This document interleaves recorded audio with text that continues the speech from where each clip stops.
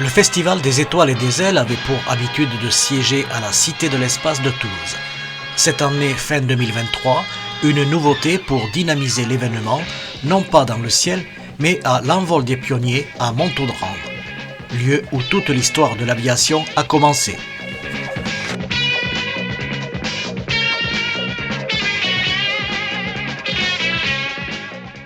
Festival des Étoiles et des Ailes avec bien sûr la grande présidente Catherine Gay. Bonjour Catherine, comment allez-vous ? Très bien, au vu du monde qui circule ce matin dans le chapiteau des exposants dans lequel je me trouve, je ne peux être que ravie. En principe, cela se passe toujours à la Cité de l'Espace, n'est-ce pas ? Voilà. Et vous avez choisi l'Envol des Pionniers. Pourquoi ? Alors en fait, la métropole nous a suggéré effectivement de l'organiser l'Envol des Pionniers, dans la mesure où c'est un lieu qu'il faut absolument promouvoir et faire connaître au public. Et d'ailleurs, pendant les 2 jours du festival, l'Envol des Pionniers sera ouvert gratuitement également au public. Donc c'est une aubaine pour les gens que de le visiter pendant ce week-end. Alors Gérard Felzer nous a fait l'amitié de parrainer cette 9e édition et on en est ravis, puisque vous savez tous que Gérard Felzer a été quand même un grand pilote. Il a passé 30 ans chez Air France, il est président d'Aviation Sans Frontières, c'est un amoureux de l'aviation. Et quant au temps fort que vous retrouverez donc dans ce festival, nous avons un salon du livre avec une 40aine d'auteurs, des généralistes et des auteurs de BD. Nous avons plus de 20 exposants sous ce chapiteau où nous nous trouvons, avec énormément de simulateurs, des enseignes de vente et des enseignes aéronautiques qui sont quand même très nombreuses. Et puis des conférences, nous avons à peu près 5 conférences et 3 tables rondes et 7 films gratuits à l'UGC qui donc est à côté de l'Envol des Pionniers. Donc il y en a pour tous les goûts et surtout pour tous les publics, des plus petits aux plus grands, et c'est gratuit. Merci à vous. Gérard Felzer, bonjour, quel privilège de te voir ici à Toulouse, puisque tu es invité en tant que parrain. Alors parrain de la manifestation, l'Envol des Pionniers, et puis je suis président de Aviation Sans Frontières. On travaille pour toutes les ONG, on est une ONG au service des autres ONG, comme Médecins Sans Frontières, Médecins du Monde, Terre des Hommes, etc.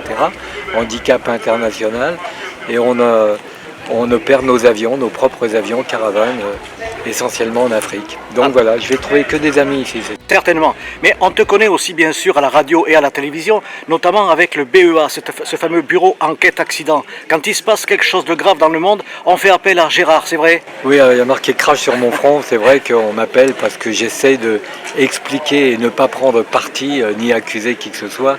Donc voilà, j'essaye de faire comprendre aux gens comment ça fonctionne. Ça n'a pas d'autres objectifs, il faut rester modeste dans ces cas-là. Mais avec le BEA, tu es intervenant, conseiller ?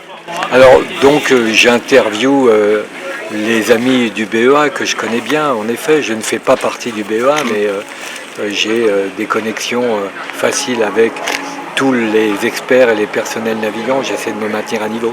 Oui, oui. Le plus récent événement, c'était le crash du MH 700. Oui.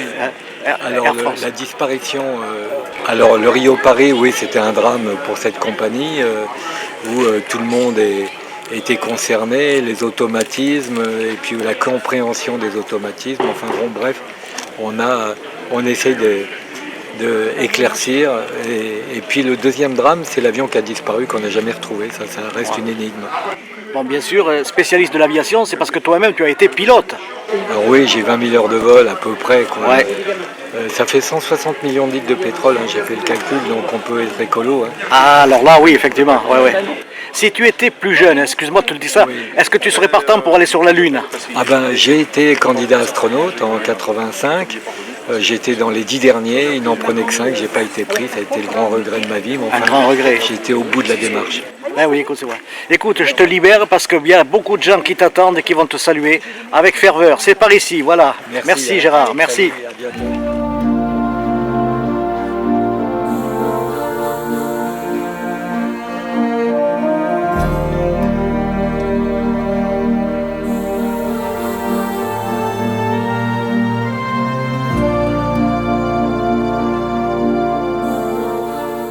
Je vais vous poser une question un petit peu saugrenue, mais à laquelle vous devez être souvent confronté.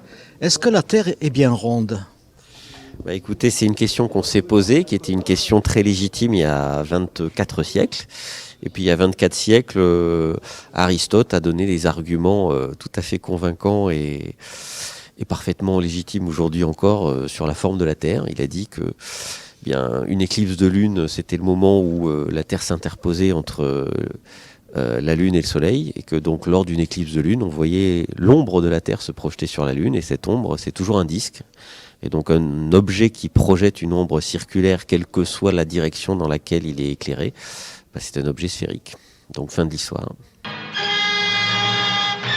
En fait, il y a toujours des gens, on va dire, avec un certain mental et un cursus scolaire aussi, qui prétendent que la Terre est plate. Et qu'est-ce qu'on peut leur dire à ces gens-là qui ne veulent rien entendre de plus ? Il faut leur demander s'ils ont envie d'avoir une démarche scientifique. S'ils revendiquent le droit d'affirmer que la Terre est plate comme une forme de liberté d'expression, ok. S'ils veulent des preuves, il faut qu'ils échangent des arguments et il faut qu'ils acceptent l'idée, échangeant des arguments. Donc, est-ce que vous acceptez l'idée de changer d'avis à la lumière des arguments qu'on vous donne ? Et en général, les gens se braquent à ce moment-là. Quand ils sont coincés face à des arguments, ils disent « de toute façon, je pense ce que je veux ». Okay, ils pensent ce qu'ils veulent, mais alors on n'est plus dans le domaine de la science, on est dans le domaine de la croyance. Et donc là, évidemment, on voit bien qu'il y a une dissonance cognitive chez eux à ce niveau-là. Et la raison, elle est assez simple, c'est que quand vous embarquez dans une pensée complotiste, vous faites plein de nouveaux amis, qui sont les gens que vous découvrez avoir les mêmes opinions que vous sur on n'est jamais allé sur la Lune, la Terre est plate. Et puis vous perdez vos anciens amis, parce que si vous commencez à dire à vos collègues que la Terre est plate, évidemment, ils vont détourner le regard. Et puis, revenir dans le droit chemin, c'est perdre vos nouveaux amis, mais c'est pas forcément la garantie que vous allez récupérer vos anciens amis. Et donc, il y a l'effet de groupe qui fait que vous préférez vous enfermer dans une sorte de bulle désinformationnelle et que vous persistez dans l'erreur.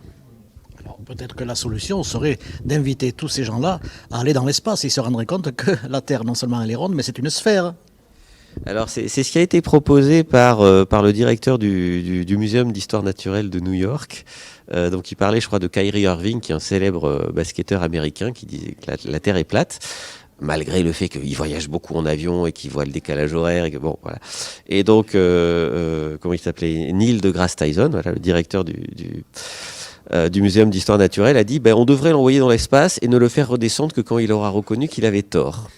Alors le bilan carbone de l'opération serait quand même un peu désastreux pour faire rentrer quelqu'un dans le droit chemin, mais effectivement, peut-être que maintenant que tout un chacun peut contempler la Terre depuis quelques dizaines de kilomètres d'altitude avec Virgin Galactic et autres, peut-être que ça va un peu calmer ces ardeurs complotistes-là qui vont se reporter sur autre chose, sur on n'est jamais allé sur la Lune ou je sais pas quoi. C'est malheureusement...